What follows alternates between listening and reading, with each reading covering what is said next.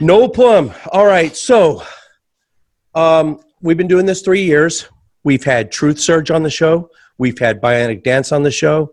We've had we've done a collaboration kind of with Dark Matter 2525. I'm talking about old school atheists from the old days that were early influences for me starting a channel. So those, Thunderfoot, never done anything with him, but I met him in Germany in 2012 at an atheist convention. I'd like to get him on. So there's only three more that I would love. Oh, three more of my influences from the old school days that I want on the show. 43 Alley, who doesn't do videos anymore. King Conkaduck, we've done something, so that's scratched off the list. Non-Stamp Collector, I still would like to get him on, and you. So this is a check on my bucket list right here. Excellent, yeah. Let's get plugs out of the way first. Noel Plum, everyone. For maybe the one or two of my viewers that don't know who you are, which I doubt there's even any, but tell us about yourself and your plugs. Okay, well, I suppose I've been on YouTube now since I think May 2008, something like that. Started off as you had in those days, just as sort of out now YouTube atheists, just making that kind of content, and I still make that kind of content. You know, still regard myself as a sort of YouTube atheist in the traditional sense with regard to that. But like most people, I've moved into all the content as well. So I make a sort of 50-50 mix. I've got two channels. My main channel, Noel Plum, which has most of the stuff that I spend a bit of time working on generally. And then I have another channel, Noel Hand Grenade. Yeah, which was a play on Chris Ray Gun, actually. I did a video once. Okay. Right? Yeah, I did different versions of that, Noel Nuclear Missile and all this kind of thing.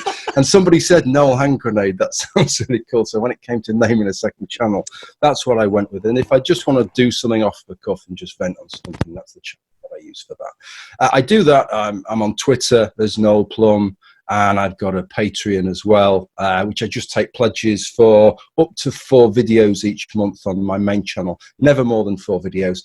To be honest, I've been that busy recently. It's not been 4 videos most months, but I run it that way. So if I don't make anything in a month, I don't feel guilty for it, and nobody's paying for me doing anything that I've not actually done, you know. I've seen recently a couple of the videos, the more recent videos, you've kind of gone a different direction and talked about, so I didn't know you were into brewery, brewing beer. Yeah, so that's kind of a passion of yours, huh? It is, yeah. It's interesting when I made a video, I actually made a video about 8 years ago now on brewing beer, where I just went through brewing a beer from the malt, proper full mash, and it wasn't particularly successful. It only got a few thousand views, but of all the videos from years ago that people would bring back and say, you made that video like 6 years ago now, are you ever going to make another one? That's the one that gets called back. And so I always fancied doing it again. And then maybe about 6 years ago now, I planted a hop plant in the garden, First Gold, a sort of English dwarf variety, with a view to getting back to brewing, because I'd stopped brewing. And my wife, every year I go through this strange kind of series of events where, like this business where I'll wait for the hops to mature, and I'll harvest the hops and I'll lay them all out on a piece of netting over the bed, and then once they're dried, then I'll shrink wrap them and I'll freeze them. And the hops from 2 years back in the freezer, I'll chuck in the bin. And she says, this is ridiculous. You go through this every year. You're not actually brewing any beer with them. And so when it got to September this year, I thought, this is ridiculous. Let's get my arse in gear and start brewing again. And I've sort of, as you've seen from the videos, I've set up a chest freezer as a sort of small mini cellar. Effectively, I piped it through to my utility room, and I'm pulling. Well, this is an American pale ale, brewing all kinds of things now. Nice. Are hops indigenous to that area? Do they grow well, or? They do, they grow well. I mean, traditionally, it's the south of England is seen as the Kent is the hop garden of England, and I'm a bit further north here, but it's still the right kind of kind of weather. You know what? Let's do something. I didn't even think of this, but I drive Uber every once in a while for beer money. So, and I play this game called this is totally, I wasn't planning this, but as long as you mentioned it, I play a little game called the Sherlock Scan, where I use abductive reasoning. And it's like, if it's a longer ride, 20 minutes or longer, I say, hey, do you want to play the Sherlock Scan? Okay. And you could tell 80 to 90% about somebody by their footwear, the tread, the wear and tear, the type of shoe. So I always say, do you mind taking off your shoe? Show it to me while I'm driving. You know, I do that first, and I can. Over 3 or 4 years of driving Uber and Lyft, I've gotten to where I can kind of freak myself out every once in a while. But look, accents, it's hit or miss. I could probably strike out and embarrass myself right now. But let's say you said North, so that's all I have. I don't know anything else. Just going off your accent, and you're going to do it on me too. So be thinking about my accent. Yeah, I don't know how good you are on American accents. I'm thinking if it's North, it's not Northwest. It's nothing Scouse. It's not. It might be kind of. It might be Yorkshire's too far north. It might be east of that, and south and east of Yorkshire. Maybe something Lincolnshire area. Yeah. Shit! That was totally a guess. Yeah. I actually live in Lincolnshire. I live in the north of Lincolnshire in a town called Louth. I'm from Grimsby. I don't know if you know Grimsby on the River Humber. Yeah, I've never been there, but I know it. I was born just outside of there. It's a shithole. Yeah, no. There's no shitholes anywhere. Even south in London, anywhere is cool. I love it all. But it's that's very, very good. That very good. Okay, your turn. There's quite a there's quite a big sort of concentration of different accents. If you go across the Hull, it's an accent that's different to anywhere in the UK. And then other parts of Yorkshire are very different. So you've done very well. Wow, I can't believe I nailed that. I knew I might get close, but. No, that's good. That's very good. No, okay. I don't even want to try and guess your accent, really. It doesn't sound like a southern accent. I'm in Texas, but does it sound Texas? It doesn't. Not to me. No. I always joke with my wife. She's got the thick southern draw, the Texas accent, and she's like, okay. So being a military brat and being military myself for 21 years and 43 countries. And so I just never really picked up an accent. And the Midwest, kind of west of the Midwest, the mountain area, Colorado, that area. I grew up in Denver also, so they're completely void of accent. So I think this is like the pure American accent, void of any any outside twangs. Exactly. So it's hard. So Texas. My wife says, you spent most of your childhood in Texas, why don't you have an accent? I said, because I educated myself, which pisses her off. Well, do you know when I went to university, I went down to Southampton, and my mother's always doesn't like our accent, and she prefers the softer southern accents, and it was to her eternal disappointment that I came back sounding exactly the same from Southampton as how I had left. So that was, she'd hoped that I'd come past saying Bath and Path and all this kind of exactly. stuff. Nothing changed, I'm afraid, You were recently on David Worley's show, I believe. He's got that posh, very, I think it's called RP, which I don't know what it stands for. It's like Received Pronunciation. Received Pronunciation. It's kind of almost, there's two types of RP. There's like the very royal. He's not very royal, but it is kind of posh sounding. Yeah, like a home counties, you'd call it, the sort of home counties accents. Yes, he has, Yep. I love when I've always admired people like that. I always loved DPR Jones's accent. There's real gravitas to a voice like that. Yours is enough. Yours is quite enough. It adds that. In addition to the really well thought out, which is what really gravitated me to your program early on. It's just let's start there too. Let's go on to that. Is how much prep time, because it's you. Your format seems like to a innocent bystander the easiest format. It's you talking in the camera. There's not really it almost is most of the time done in one take. It looks like, or you're just really good at editing. No, but it look yeah, and it seems so effortless. And your enunciation, your vocabulary. How much prep time is there? Is there a detailed outline in front of you when you're doing this? That's a good question. It would depend on, it varies so much from video to video. And one of the things with the prep time, sometimes you make a video where it's something that you've had a passion for or an interest in for a long time, but never made a video on it. And so a lot of that prep time is already sort of in the bag. Other times it takes a lot more research and a lot more investigation for that part of it. What I tend to do is, I'm quite fortunate because my actual job, I'm a firefighter.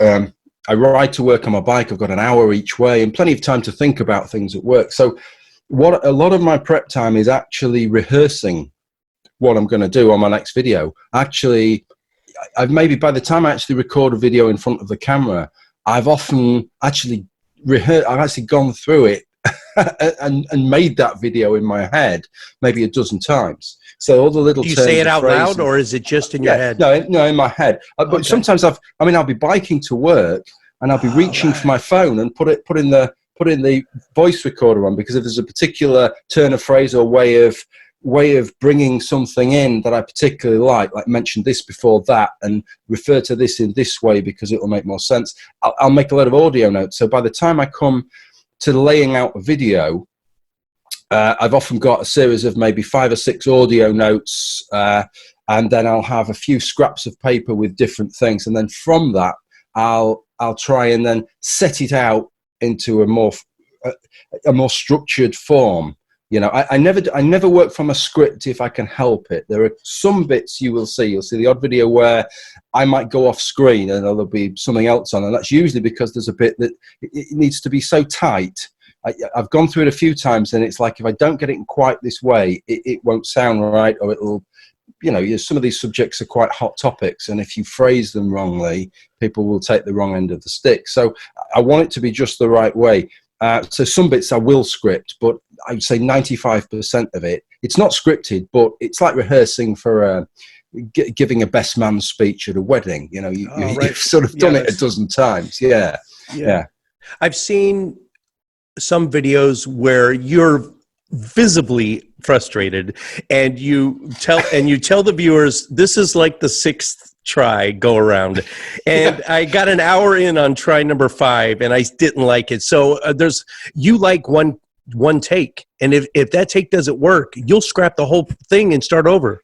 I will if I need to. Sometimes I may have recorded 5 minutes and I realise that I've sort of drifted off, or I've added. You know what it's like when you talk about something and you know there's 4 things you want to cover, and you've got an order, and you start on the first 2, and then the 4th on the particular way you're phrasing it follows. But then when you get to the end of the 4th, you think, I can't really fit the 3rd bit in now, and that wasn't how I planned. So sometimes I'll then stop recording, but then up to the 2 minutes 30 mark, it's fine, and then there's a little pause. And you've if you watch my videos, I don't leave that many pauses, so it's not always that easy. But if I can find a pause, sometimes I will. Otherwise, you end up never getting anywhere. But I mean, there are a couple of videos I've made where I've talked for 15 minutes in one take, and there are other videos where it ends up there's maybe 26 to 30 segments that I'm trying to join one to the other and sort of segue into a timeline. It's brilliant. It's brilliant, but I can't help but think that, well, Jim, you do know there is something out there called video editing software. If you get 10 good minutes, you could pick up where you left off. It's like and it's not lost on us, the production quality, keeping it all in one take. There's something to be said for that, but it'll save you so much time and hassle. Yeah, well, like I say, if I can, I will. And sometimes, like I say, I mean, I subscribe to Adobe Cloud now. I use Premiere. I will edit things as much as I need to. But shit, that's good. What sometimes happens is that I'll get 4 or 5 minutes in and something will go wrong, and I think, I'll just do the whole thing again. But then you'll do it again and something won't be quite right, and you think, those first 3 minutes were perfect. Or if you're responding to something, it's only genuine for the first couple of times, and after that it's forced, and it's obviously forced. And I feel a bit of a fraud sort of watching something for the 20th time and throwing my hands in the air. So those genuine bits I'd rather kind of leave in, So if you get that perfect, those first 2 minutes I nailed, and then it sort of drifted a bit, I'll try and find an edit point at there and then take it up again. Okay. That poster in the back, my oldest daughter would love to see. I'm going to show her that once this goes to air. The Nuka-Cola. She's a huge Fallout fan. Yeah. Yeah. That's awesome. She's got a metal one. I don't even think it's on her wall yet, but yeah, she loves that. In line with the boring tech geeky stuff, because I'm always looking to your channel's 5 times bigger than us, so I'm always looking to get some tips. So just a general question. Would you rather watch a video that had perfect audio and good content, or shitty audio and great content? Perfect audio and good content, or shitty audio and great content. It depends. If I'm hedging my bets here, isn't it, aren't I? It would depend what I'm doing. And I think this is the important thing, is that people consume content in different ways. What I found is, so for example, some of the longer content that I'd look at sort of 50 minutes to an hour, I often look at specifically because I'm riding to work and I don't want to keep changing things over, and my ride takes me about an hour. So with something like that, the audio has to be good enough for me to be able to listen to it on my bike through a set of headphones. So there, it doesn't necessarily have to be great audio, but it has to be sufficient. Certainly has to be loud enough. That's one of the biggest things. If there's a lot of noise, and I know I should know a bit about noise. Actually, my degree is in engineering acoustics. So my sound should probably be better than it is. Really. I should take it a bit more seriously. It's excellent. It's surprising when you go and look at your analytics. I don't know for you. I think it's ubiquitous though, but how the massive percentage of viewers that actually listen to audio only on their commute to and from work. They'll different methods. They maybe drop it onto a flash drive and play it in their car, or they just play their phones through Bluetooth in their car. So I never really looked at that dimension of it, but a lot of what we do is visual, and it's lost on them. It's something you have to be aware of, and it's something that I've learned over the years, because one of the things that I've done, especially the sort of last maybe 5 years, is to do some statistical videos where I'm looking at religiosity or religious affiliation or God belief in the UK, or I've branched out to Europe, done a couple of videos on the USA with regard to that. And it's very easy to keep flashing all this information on screen, and you need to be aware that quite a substantial number of people are watching won't really be looking at that, or if they are, they're doing something else. They've got 2 monitors and they've got that playing in the background, and they're doing something else, or they're doing the housework. I'll go around brewing beer yesterday. I'm listening to different things while I'm doing that, and you need to be aware of that. Otherwise, people will get a bit frustrated with your content. They won't be watching it. It might be something they're interested in, but they'll prioritize something else because they'll think, well, this isn't going to be suitable. I know this. I've listened to this person's videos before, and there's something that I can only watch if I'm actually watching it. I can't just do it while I'm doing multitasking sort of thing. Okay. Next question. Were you affected by first off, I'm sure you're aware of this recent, over the last month or 2, maybe 3, YouTube culling all the bot accounts, dead accounts, old accounts. And have you noticed a significant decrease in your viewership or subscribership? I don't think I have recently. No. Really? It's kind of okay. It's kind of flatlined a little bit. Is it is that normal? I mean, have you seen this kind of plateau? Yeah, I'm at the stage where if I did YouTube all over again back to 2008, I'd probably do some things differently. I think my channel's kind of stowed away somewhere in a back room at YouTube now. They've written me off a little bit now. I'm happy with that. The people that want to watch my material can watch it, but I realise that YouTube's not touting me around anymore. I had a gap after I did about a year on YouTube, then I had about 9 months off, which really doesn't help at that point, And so I don't know. The fact that my channel's flatlined is not something that's incredibly unusual. But if what you're talking about one would have expected that. Well, occasionally I'll lose 200 subscribers simply because they're old accounts that nobody's used for a bit, and YouTube strikes them off. But certainly in terms of if there are these bot accounts or anything like that, I've not lost any numbers with regard to that. Oh, this last 2 months was the first time we've seen a net decrease, and I panicked at first until I started looking around, and people got affected way worse than us. So I consider us lucky, but we bounced back. People are bouncing back now, so I think the worst is over. Remember, our channel started early April of 2017. A week prior to that was the ad apocalypse, which now the way I look at it, originally I thought this was the worst possible timing, because everyone took 90, David Pacman and some of the bigger pundit channels were taking 60 to 90% viewership decrease and ad revenue decrease. So people were panicking, and that's when we got on the scene, which I thought was a curse, but now kind of a blessing, because a lot of the bigger shows kind of, and I know a rising tide raises all boats, so it really is never a competition.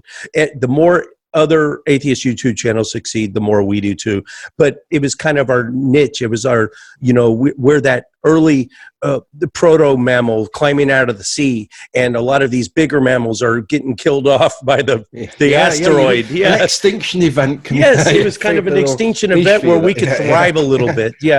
So, did you suffer for the adpocalypse at all? I think when you look, it's difficult in YouTube to tell how everybody else is doing with things. But looking, you mentioned Bionic Dance before, and I remember Bionic Dance years ago quoting some of the revenues that she was getting for advertising on a similar number of views to what I was getting. This is maybe 6 years ago or 5 years ago or something, and it was way more than I was getting. And I think it was a bigger thing if you're in the United States, because I just think they serve more adverts on your videos. If you're a producer in the United States, that they assume that people are viewing maybe from the United States. I don't know, and so serve more videos. So you're getting more revenue to begin with. It's never been a major earner for me. I don't think I've ever had more than, I think I maxed out at about $200 in a month, and usually it's sort of quarter of that, so it's never been a major function for me. Patreon was a godsend in that sense, because it gave the people that wanted to support my work the chance to do so,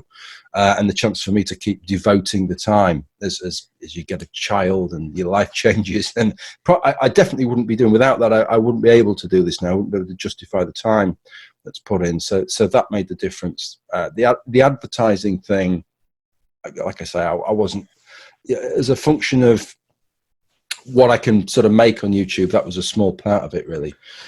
You mentioned Bionic Dance again. I came back when the channel started, and then something dawned on me. I haven't seen a Bionic Dance video in literally years. So what's going on? She must have dropped off, done a 43 alley and just disappeared, right? And I went to her channel, and sure enough, she's still cranking out regular content. It's just even though subscribed and the notification bell, and she just wasn't showing up on my feed. I was like, oh, well, first, I got a lot of catching up to do. Second, what the hell is with this algorithm? So you're, that figure you quoted is surprising, because we on a good month are making that, and we're 5 times smaller than you. I don't understand. So you say the revenue, you might be drawing at 40% of our viewers are outside the United States, Hong Kong, UK, Australia. It doesn't say, and a significant portion of my viewers are in the United States. I would say the majority probably, right? Yeah, probably. I think it's a little. Not the majority, more than 50%. But in terms of the country that's most significant, it's the UK and the US are sort of neck and neck, right at the top of the chart, and then it quickly scales down to everybody else. But no, it doesn't appear to be necessarily where the videos are being served, which is odd. It does appear to be sort of effectively where your channel is from. Whether that's the same, I really ought to have a look at my statistics, because I'm monetized now, my second channel now, and see if whether that's because I'm sort of grandfathered in an older way of looking at channels. I don't know. But look, to me, I mean, I started before there were adverts at all on YouTube. And one of the things that I've always sort of viewed it in this sense, which was that YouTube came along and gave me a marvelous platform to be able to do something that I could never do before, to discuss subjects that I couldn't readily discuss, and certainly couldn't readily discuss with the kind of array of different types of a fabulous array of different types of people that I then could. But I always felt a little bit, partly a little bit guilty, but also a little bit worried about the whole thing because it was unsustainable. That they are hosting and serving all these videos of mine, and they're not getting anything for it. It's tenuous too. You can never count on it. So I always felt that once advertising came along, I'll be honest with you, if they said, we're going to put a little advert at the start of your video and you're not going to get anything for it, I'd have still thought, well, that's fine. At least I know there's a greater chance that my videos will still be, you've now got an incentive to host my videos and serve them, which YouTube didn't have in the beginning. You know, they've got to make it pay in some way. So to me, it was as much about that, and any money I got to begin with was just a bit of a bonus. It was literally at first like $4 a month or $5 a month, and that was it.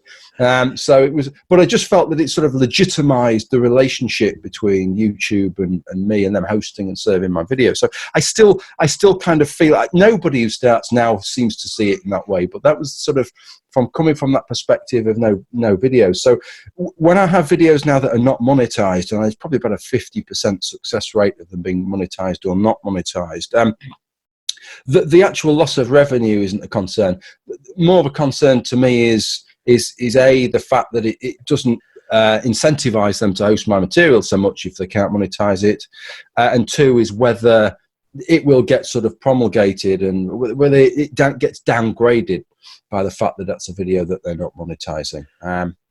That's surprising that 50% demonetized. Is it due to your controversial content, or?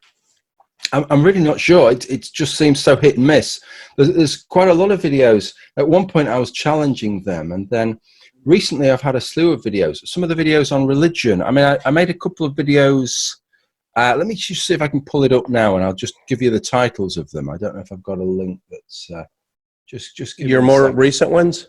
Yeah. So this was kind of interesting. Let me give you the titles of these videos, and then. Okay, well, that's interesting. You see, this is the other thing that happens. This is one of the fascinating thing that happens on YouTube is that you have a video and it's monetized and then it's not monetized. Then it's monetized again and it's not monetized. What's with that? Yeah. So two videos which are now limited again are 8 questions atheists cannot plausibly answer, parts 1 and 2, right? And they weren't monetized, and they're still not monetized. But then the horror of God's morality, which you'd think there's like the thumbnail is Jesus there with a vat of acid and 2 babies in it, and it's the horror of God's morality. That video was monetized. That's been monetized nearly all the way through, and those other 2 videos, 8 questions atheists cannot plausibly answer, weren't monetized. So pick the bones out of that one. It's arbitrary. It's an arbitrary process. Even when it goes to manual review, it's an arbitrary process. You can scroll through. I find I can scroll through my first page, and they can all be yellow or nearly all yellow. And that's they're nearly heartbreaking. All green. Yeah. Oh, if I saw a page that was all yellow, it would break my heart. It wouldn't make me. This is just a hobby for me anyway. But I would not want to see all yellows. I hate when a video is as soon as it's not even out yet. I got 17 in the can right now. We only record once a month, so I've got so many just waiting to go out right now. We do them front load them, and so. A lot of them might be yellow before they even go out. They're still unlisted. and then I do a manual review. They turn green, then they go yellow again. And then zero views because I just uploaded the thing. And it goes through this manual review. There's 47 views on it because that's 47, possibly, theoretically, 47 individual sets of eyeballs on it trying to argue with. I picture them at Google headquarters, arguing about whether it should be monetized or not. But yeah, well, you know what used to. I don't know if it still does it because I've stopped. I've just given up on the manual review, even though most of them are successful. But I'd get one prior to release. Or soon after release, it could be after I released it, and I'd request a manual review, but then sometimes it would turn green, it would turn monetized without it being reviewed. But that seemed to cancel the review. So then you think, oh, we're all good to go, and then it would turn yellow again. So it's like, it would be a mixed blessing. It's almost like, well, just stay yellow until it's been reviewed. I mean, the green is nice. It's just a hobby again, but you're a one-man show. You get all the revenue. I got to split mine 4 ways, and I don't count on the money, but it's nice to have a little something for your effort. It's a bit of indication for what you're doing, sure, as much as anything. But if my hobby were, say, train sets or something expensive, if I liked Harley Davidsons, that's all money out of my pocket. We're major money for upkeep and upgrades to your motorbike, whatever. So very few hobbies you're actually making money. For firemen, I've known this for a long time. I've always wondered, and this leads me to a bigger question: what aspects of your life are anonymous? And I kind of parallel it with Thunderfoot because everyone knows his real name. Everyone knows where most of his life is an open book, but there are some aspects that he keeps locked in a vault. He doesn't let anyone know about. What's off limits? What do you still keep private? And does the Firehouse know about your channel? Are you kind of a big deal there, or no? I'm not a big deal. Not a big deal there, but people at work know that I have a channel on YouTube. That's not a problem, and I've always been upfront about that. What I tried to do is, I started my channel under the name Noel Plum for ridiculous reasons. It's just one of those things where, you know how it is. If you're not planning on something, you give something a name online. He was a famous British historian, wasn't he? Or orator? It actually came from. It was I wanted a name. I tell you where I got the name Noel Plum from. When I was at university, I used to play PGA Tour golf on the Sega Mega Drive, Genesis as it is in the United States, and we all gave our characters a name, and I picked Noel Plum. It was from Noel. I wanted it to sound sort of posh, so it's from Noel Coward and a character called Plum Warner, who was in charge of the England cricket team, or the Marylebone, the MCC, the Marylebone Cricket Club, as used to be the England team abroad, in a famous series called the Bodyline series, when we went to Australia, and it became a sort of national scandal because of the way that we were bowling to try and hit the batsmen's heads as much as to try and get them out. And it became a sort of big diplomatic scandal. So it was a combination of those two names. And then when I came to start a YouTube channel, I just thought, what am I going to call it? I'll call it Noel Plum. And that was it. And so, but actually what it's done is it's given me, to go back to the work thing, is it's given me a degree of separation.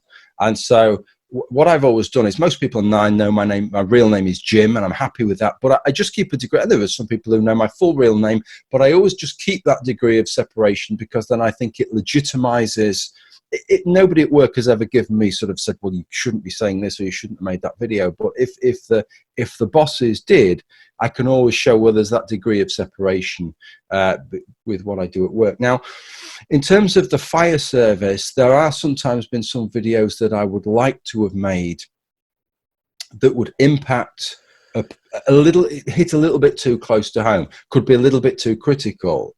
So I'm very careful. I'm a little bit cagey with what I say in that regard. That's just a function, I suppose, of working for anything. You've got to be a little bit careful when you're getting into that sort of home territory. But other than that, I think probably I've been as much limited by the fact of, when you're a married man, you've sort of got to be aware that there's certain things that your wife might not want you talking about on camera, or things that pertain to your relationship. Oh, you actually care about that. Yeah, well, I have to. I catch shit almost on a daily basis, and I just go, hey, It is what it is.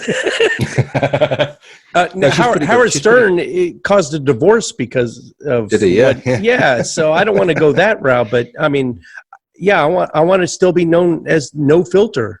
And oh gosh, I mean, really, almost on a daily basis, she said, "Why did you have to say that?" Oh God, constant source of embarrassment. Yeah, well, you just got to. I mean, I've got to be careful. One thing, my wife is a teacher, so in the profession that she is in, they're a little bit more concerned about what their employees say than they are in the fire service. It's a little bit of a more robust atmosphere, and so anything that I say that would in any way involve her, or say, if I said we're having wild sex orgies, we don't, but let's say I did, then that might be fine for me, and the fire service would just be like, well, that's up to him. But as a teacher, that could impact differently, because obviously if the kids are all going around school saying Miss so-and-so, oh, she's having wild sex orgies, obviously that's the kind of thing that they don't really like in school. So yeah, I've always kind of understood that perspective, and so those aspects of my personal life I've sort of always been a little bit cagey with. I have a screenshot I'm going to pull up. This was from today.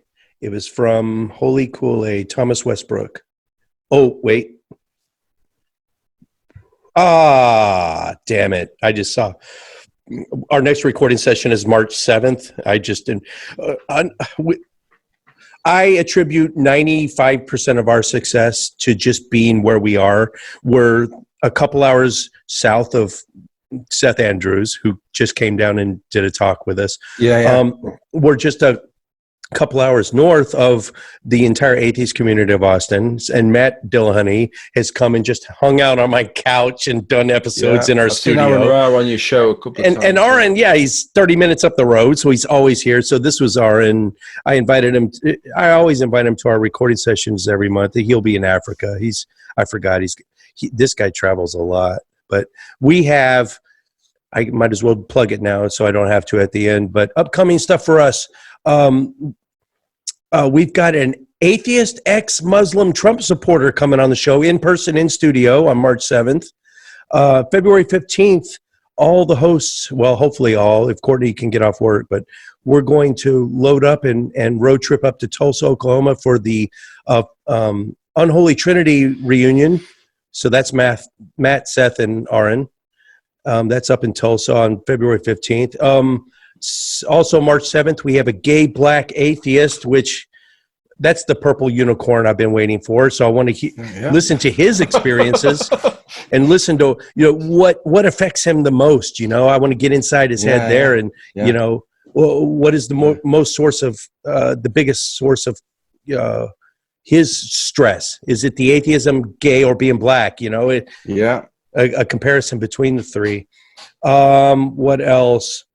That's it. Yeah, we got a lot of in the queue. Okay, so here's that's interesting. Just before you throw that up, that's kind of interesting there, because that shows the difference between the United States and the UK, especially with regard to atheism, because that would be being an atheist in the United Kingdom is just absolutely nothing. It's not. It's almost the default. Yeah. Jim, you got to come to Faithless Forum 3 in this April.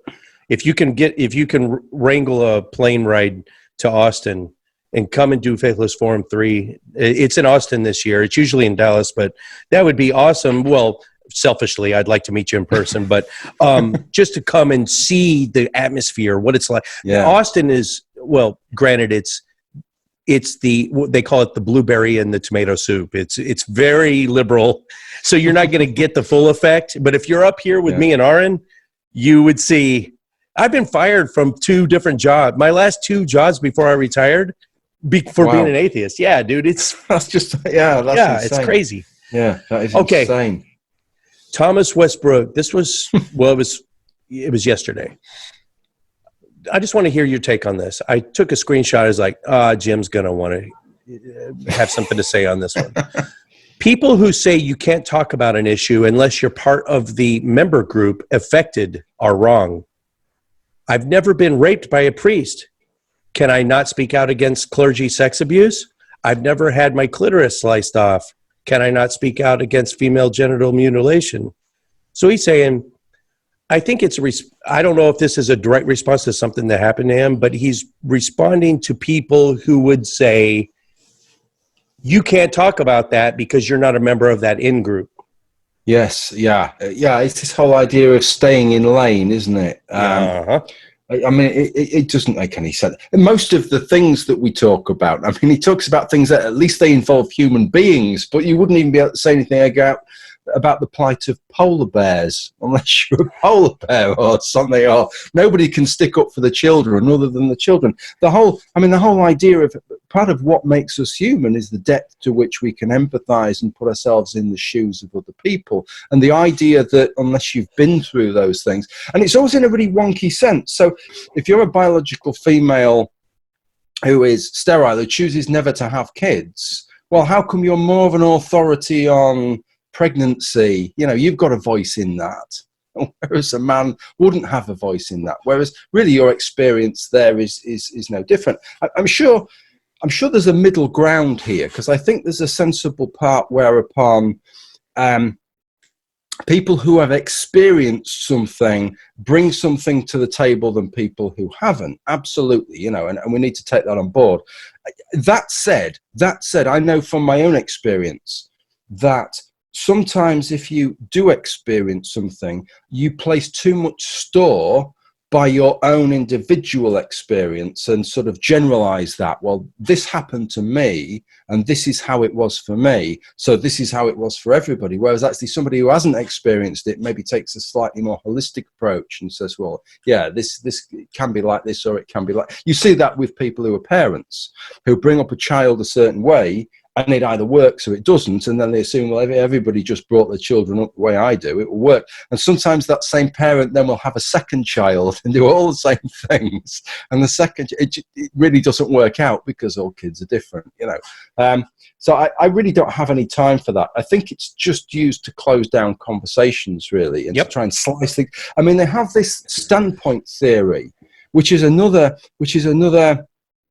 aspect of that, taking it, because what standpoint theory says is that it goes beyond that, which is like the slave understands the master, but the master doesn't understand the slave. So it's effectively, and what I'm saying is, if you're from an oppressed group, you can slag off the merchant bankers. We can all slag off. Nobody says, well, we can't slag off the merchant bankers because we're not merchant bankers and because we don't understand how high finance and macroeconomics. Oh no, well, we can all criticize them, can't we?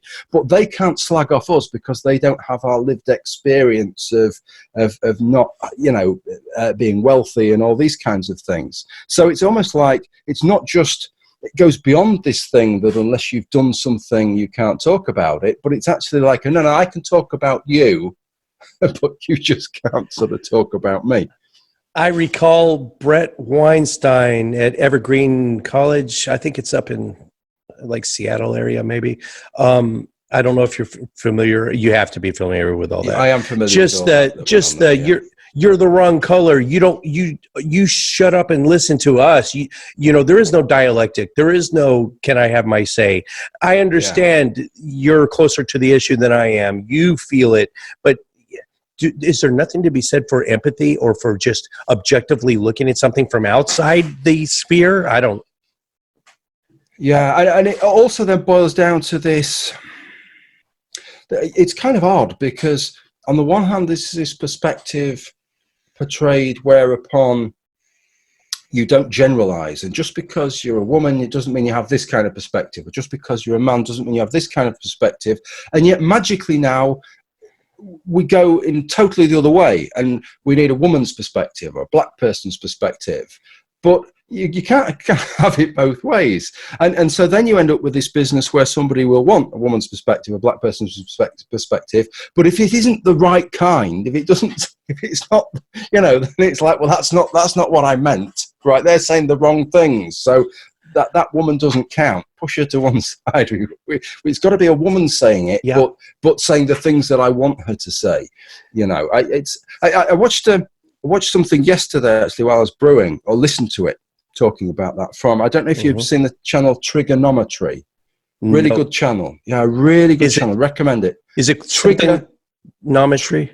Trigonometry, as if triggered. Trigonometry. Oh, okay. It's these two guys, they're like comedians, but they're interviewing people, and they have some fantastic guests, and they're often very controversial guests, and they sort of put them on the spot a bit they don't, but it's really good, and they talk about subjects that don't always get talked about. And they had a guest on the other day, these two women who hold this conference that's like a sort of free speech debate conference, and it's become really popular in the UK. They had about 400 speakers last year, right? And they're saying what a wonderfully diverse audience they have. All kinds of people turn up because they can hear everybody, all different sides talking.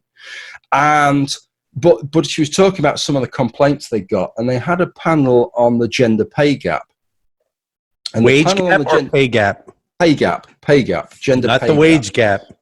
Yeah. Well, yeah. It's of course it's a different thing in the UK to the US anyway. Oh, okay. Because we do it in and I don't know how they did it in this debate, but we tend to look at hourly earnings versus what you've earned. That's the figure that we go, which is actually a better figure. That's a pay gap. Okay. Yeah, but so she had these four people on this panel, and they were all women. And somebody complained, why haven't you got a man's perspective on there? And she was saying on the show, she was saying this is what you get all the time. She picked these four women, because they're all very knowledgeable about it, and because they represented all the different perspectives, from the yes there is, and it's the patriarchy and it's misogyny, all the way through to it's an absolute load of bullshit.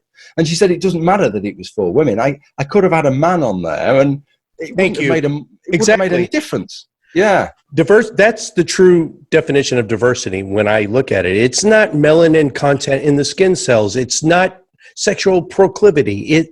It's diversity of ideas. I think it counters all those. I hate to say it trumps all those. I got to find a better word than Trump nowadays. Is there a better synonym for Trump that I can use instead of that? Yeah. So there was so of course we don't delete, ban, censor anybody, and so we get lots of interesting comments on our YouTube channel.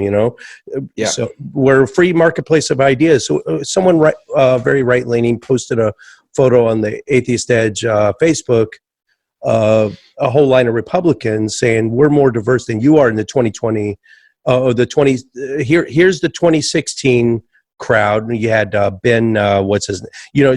So there was black representation. Ben Carson, is it? Ben Carson in the women representation, and then you're looking at the Democrats right now currently running for 2020, and they're all white. And said we're more diverse than you. So, well, it depends on how you look at diversity. First off, diversity of ideas, of course, trumps all that. But looking at it underneath that, okay, they're all white, but here's a woman, here's a Jew, here's Joe Biden who has dementia. So you could argue that maybe. Maybe he's got diversity. Yeah, he's got someone with cognitive learning difficulties. Maybe, I don't know. And then here's a homosexual, and here's another woman. So diversity comes in all different forms. Yeah, of course it does. Yeah. You can tell I'm not a Joe Biden fan. No, it's interesting now because following our election, Boris Johnson getting in now, the Labour Party's all torn apart by that, and there's a big thing, of course, with the Labour Party is that they've always been much keener, or wanted to be seen to be much keener on promoting women into politics than the Conservatives. And the Conservatives have now had not just two women lead the party, but two prime ministers, and the Labour Party's not even had a woman leader yet. And so that's kind of functioning into it. And yet the best candidate is a guy called Sir Keir Starmer, who was the director of public prosecutions and an eminent human rights lawyer. But he's kind of faced down a bit that he hasn't got the right junk between his legs kind of thing, because they're desperate that they've still not had a female leader. And most of the other candidates, the next sort of four I think all the others actually now that have got a nomination, all the others are women. So they're kind of damned if they do, they're damned if they don't. They either pick the guy who's probably the best guy that has the broadest appeal, that has a chance to get in, and then they're going to get slammed because they've picked another guy against 4 women, or they're going to pick somebody who's probably not as good in many ways. So it's a bit of a pickle, I think. Yep. To find it. Sometimes forced diversity is counterproductive. It goes against. It actually hurts the cause to force diversity. Case in point, Star Wars Episode 8.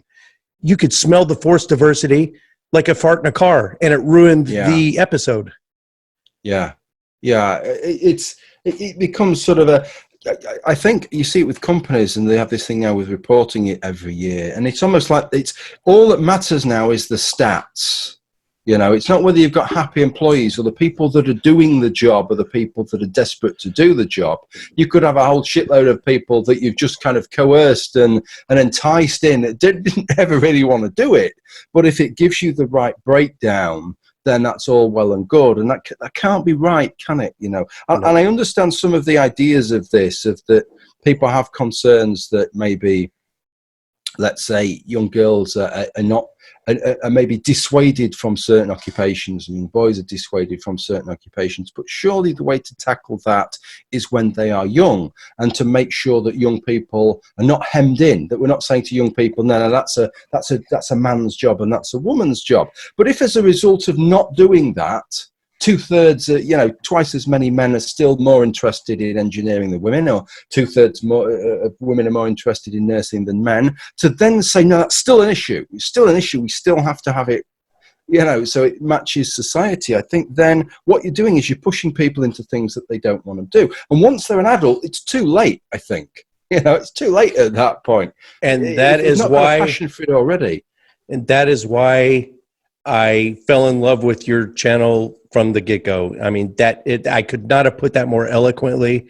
Foster the awe and the wonder in all fields early on, and let them make their choice, and let the cards fall where they may. And yeah, you said it brilliantly. Thank you. Yeah. I think that's all you can do. My little lad's 5 now, and this is quite a funny little story. This, because I've tried to do that with him. Not sort of limit him and say, well, we'll give him boys' toys or whatever, but just not push things on him. So we bought him a doll and a pram and all that kind of stuff, because I think that's important. One thing that I've found growing up is that I was always kind of reticent. If somebody's got a little baby, as a guy, I'm like, do you want to hold the baby? And I'm thinking, well, I don't really know what to do. And I think actually, as a man, you ought to be comfy holding somebody's baby. But if you've never done it, whereas little girls, they have dolls, they'll get handed a baby to hold. So even if it's just that, it's worth doing. So we got him a pram and a doll, and he played with his dolls. Not as much as as most girls would have done, but he played with them. But he came through in the front room once. He was, he'd learnt to walk and talk a bit, and he came through, and he'd got the doll in the pram, and he brought it through, and he'd got a sword which he'd stuck down the back of his t-shirt. You see, so I said, "What are you doing?" Harris is his name. I said, "What are you doing, Harris?" He says, "Oh, I'm looking at." I can't think what he called his doll now, but he said, "I'm looking after Anne Marie," whatever he called her. And I said, "What's the sword for?" And he said, "Well, the sword is to fight the zombies." Right? And I thought that's brilliant. That's the difference between a boy playing with dolls and a girl playing with dolls. Even though we've tried to sort of push that aspect of it, he's still keener, really, to have his sword there and hack something down, not just put the little bottle in its mouth. And I thought, well, that's the bit that you shouldn't fight, right? That's the bit that you should do, and the bit where you've just got to let the person be the person that they end up becoming, It's deep-seated way back here genetically in our reptilian, our complex brain, the old part of the brain.